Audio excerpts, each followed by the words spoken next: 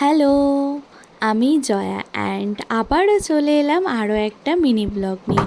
আমার বার্থডের ফার্স্ট পার্টটা তো অলরেডি আমি তোমাদের সাথে শেয়ার করেই ফেলেছি।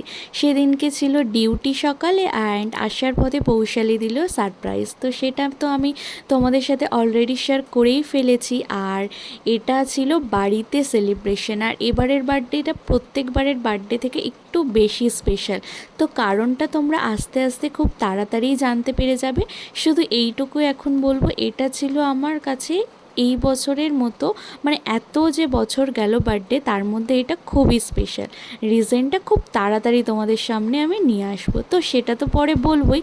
চলো এখন বার্থডে সেলিব্রেশন কি করলাম আর কিভাবে এনজয় করলাম সবটা তোমাদের সাথে এই ব্লগে শেয়ার করব।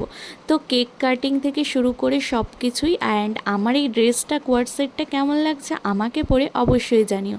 এটা ছিল আমার বার্থডে ড্রেস, আর এই কেকটা কাস্টমাইজ করে বানানো, যেটা ও আমার জন্য অর্ডার দিয়ে আনিয়েছিল। অ্যান্ড থ্যাংক ইউ এত স্পেশাল করে দেওয়া আমার দিনটাকে।